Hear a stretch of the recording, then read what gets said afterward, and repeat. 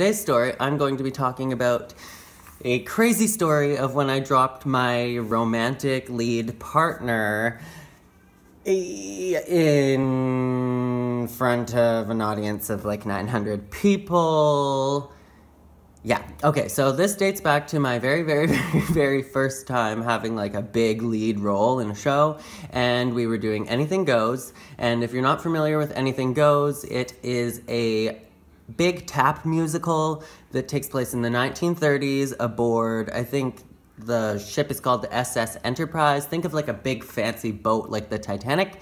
And it was my very first big romantic lead. So I had never had a giant lead role in a show before, so I was super excited, super stoked, living my best life, but also like a panicked mess on the daily. So basically, to start off with, the star of the show, in my eyes, I think basically anybody would agree with this, is Reno Sweeney. And Reno Sweeney is this night singer turned like criminal, and she is aboard the ship, and she is constantly flirting with me, Billy, and I have like this weird like friendish love triangle between like Reno and Hope, who is the romantic lead. So Billy, the romantic lead, which is me, and Hope, the other romantic lead, yeah, and then Reno, who is the star of the show.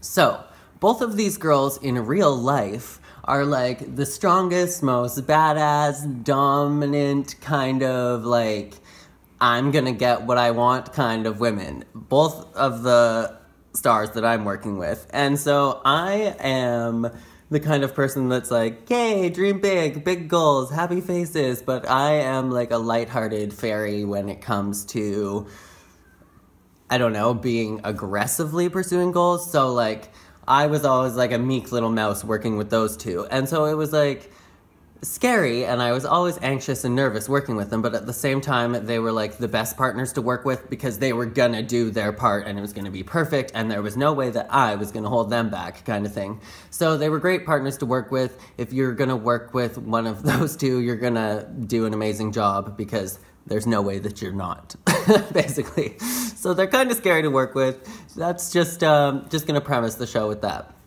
So, or this video. So we do all of our rehearsals. That's how things go all the time. They're always like correcting me or like wanting to stay after to make sure that we go over things like 100 times and it's perfect. And I'm like a perfectionist, so that is great. But with them, I'm also like afraid to do anything wrong. So just gonna premise the story with that. So we go through our rehearsal process, and then it comes to, I think it was our very last dress rehearsal before opening night. And so at our very last dress rehearsal before opening night, I literally had like a global meltdown. Like, I was not ready. I feel like I forgot absolutely everything. And I'm the kind of person that takes me like the entire period of the rehearsal to memorize all of my lines, even all of my words to like the songs and all of the dance steps. But I'm going to constantly like be improving on my character as a whole and like the role as a whole from every rehearsal to the next. But I'm not the kind of person that's like, okay, I got all the words done, I got all the lines done, and then it's just like done from the first day and they don't make any improvements. I'm not that kind of person. But it does take me like the entire rehearsal process to get everything down. So we are there at like our last dress rehearsal before the show, and we don't have, or no, we have like a student audience at this time, but only just like a couple people that were in like the faculty or like some parents that were watching and stuff like that. And so I'm in like my very first scene, and I'm like looking out into the audience as the scene changes and the lights are going down, and I'm like, oh my god, am I supposed to be on stage? What's going on? Am I in the next scene? Like, I totally blanked. And I remember talking to my best friend afterwards, and she's like, oh my god, did you forget what you were doing at this exact point? And I was like, yes, I did. I totally blanked out. I had no idea what I was doing. And for some reason, like, the lights came on and somebody started speaking their line, and I was like, whew, thank goodness I'm supposed to be on stage, like, front and center, because I literally didn't move. Like, I didn't know what to do. And so that's what happens when you're a nervous wreck. Anyways, that scene I had never, like, forgot before. It was just, like, because I was on stage doing the dress rehearsal that I, like, freaked out. And so basically I forget a bunch of lines throughout this run. I remember like singing a whole bunch of lines wrong in like some other scenes. And I'm like, you know, just freaking the F out. And so I'm like, oh my God, I can't do this. And then we finished this dress rehearsal, and I ran down to the green room, and I literally just like burst out crying, and I remember bawling my absolute face off. And I don't know if I'd ever cried like this in literally years, but especially not around anybody that was in my cast or anybody that I know. So I'm like epic, ugly crying, like full mental breakdown in the green room, like, oh my God, I can't do this. I can't go on tomorrow. Like, there's no way that I can do the show. Like, Ryan, can you just play both roles? Ryan was, what's it called? Like, we were double cast. We both played that show. So it was like alternating nights. He would play Billy and then I would play Billy. So I was like, please just go on and do my role. Like, I can't do it. Like, just complete mess. And I was so afraid, still even at this point, of like letting down my choreographer, letting down the director and the choreographer. This was her like this was her directorial debut. She'd always been like a choreographer before that, so this show was like, her name was on my back and all that. I had to be perfect. And so also with having these two girls that were playing my Reno and Hope that were like, they were stars. Like, both of these women are stars. Shout out to Jessica Pearson and the East Wind. She's literally like an independent musician, songwriter, and traveling and touring the world and doing that kind of thing. So you should check her out. Shout out if you want to. And yeah, it's called Jessica Pearson and the East Wind.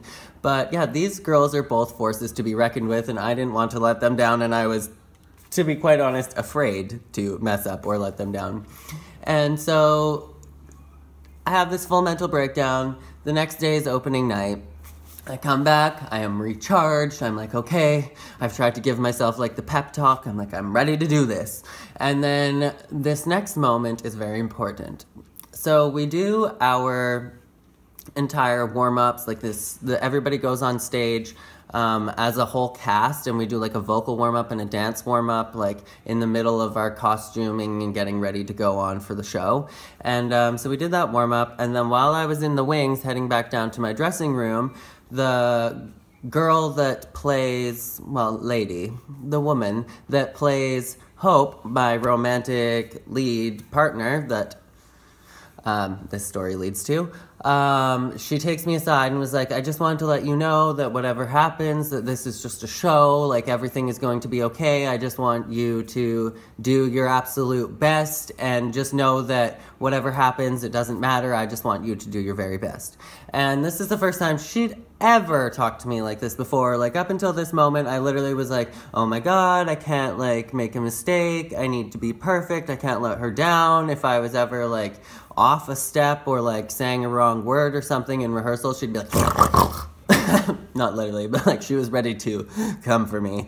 And so like I always felt like, oh my God, I can't let her down. And so she gave me this speech, literally this talk, like heart to heart in the wings, and then this is on opening night. And so everything runs smoothly, like I don't screw up anything. The night the same spot where there was like that transition and I blacked out, like that's what dress rehearsal was for, so we could iron out that little bump in the road so that it didn't happen on opening night. That's what dress rehearsals are for, ladies and gentlemen. And so that was all good. Everything went well. I did sing some lyrics in You're the Top wrong, and I remember doing like, it was like I switched two verses, and I remember thinking for a split second while I was on stage something didn't come out. Something was like not right there, but everything sounded right, and it was like the exact same melodies, and the audience didn't notice anything. I didn't even notice what I did wrong at the time. I was like, I just know something did wrong, but the show must go on, so I just kept going. Like, I couldn't let the audience know that I screwed up anything, and nobody noticed. And so I asked Jess after we got off stage, I was like, what did I screw up there? And she's like, oh, you just missed, like, or you messed up the two verses, like switched them around. But anyways, I messed up that on opening night, but nobody noticed. I didn't even know what went wrong, but all that went fine. Everything else goes fine. We get to the big moment of the show. Okay, so basically there comes like the giant classic musical theater waltz dance between me and Hope. And basically, like, the full dance cast is on stage, and they're all waltzing around, and I wish that I wish my computer wasn't broken right now, because I literally have, like, a clip of this that I could just, like, toss in right here and show you guys what it looked like on stage live. But basically, yeah, everybody's on stage partnered, and they're doing waltzes, and it's beautiful, and there's, like, a beautiful light show going on, and I am in the middle of the stage with Hope, and we are doing this beautiful, classic Broadway musical theater waltz, and at the end of this, I am supposed to, like, duck all the way down, and literally not just grab Hope, but throw her into the air. So it's like supposed to be one of those big, beautiful tosses, and then I'm supposed to catch her from midair, like around her thighs. Well, it's not really supposed to be, yeah, I guess around her thighs, like right above her knees. I'm supposed to wrap and catch her. And then we're supposed to turn around, and it's this like big, beautiful lift, and everybody is dancing around us, if that can give you like kind of a visual of what it's supposed to look like. So I pick up Hope in the middle of this dancing round. I throw her, I go to catch her, but because the dress she is wearing, we literally practiced this so many times, but we never got to practice it in the actual dress, except for the dress rehearsal. That was the only time we ever got to do it in the actual dress. And both of us were like freaking out about this forever. But in the dress rehearsal, the lift went perfect. Let me just emphasize that. So everything else in the dress rehearsal was like a crying shame to the point that I was a blubbering, crying mess. But the lift went perfect. So on opening night, we're still a little bit nervous, but I'm like, okay, it's gonna go fine. Allison gave me this great pep talk. Allison is Hope. Allison is the woman actor that played Hope. That's what I'm trying to say. Anyways, she gave me this beautiful pep talk. Everything's going to be fine. So, comes the lift. I toss her up. I go to catch her. She literally slides straight through my arms and hits the floor nonetheless. I literally, like, turn around, like, hugging her. We're both like, what the fuck? With, like, giant smiles on our face. And we kept turning around, but I'm literally just, like, holding on to her body. But, like, she's not in the air. And so we go off stage, and like literally the most serious person who I thought was going to like literally eat my flesh for this is like, oh no, that's okay. It's just a show. Like we rehearse and we just do our best, but like what happens on stage happens on stage. Like that's the reality and the life of working as an actor in musical theater. And I was like, what? Like literally, I was not expecting that kind of response from somebody that is literally such a perfectionist. And she was amazing at literally everything because she worked so hard and rehearsed so hard to make sure that everything that she did was perfect and that she could put her best foot forward all the time. But that being said, to have somebody like that have this refreshing attitude that like, no, of course, you just put in the work, you work your hardest, and you try to be perfect, of course, but if anything happens, that's just the life of theater. You just want to go out there and have fun. And I'm like, so that moment kind of like changed my life when it comes to theater and changed how I viewed everything, because before that, I used to be like, so afraid all the time of messing up, of screwing up anything, and I still have like a bunch of stage fright, and I'm still afraid to make mistakes and to let anybody down. But at the end of the day, it's really not that important.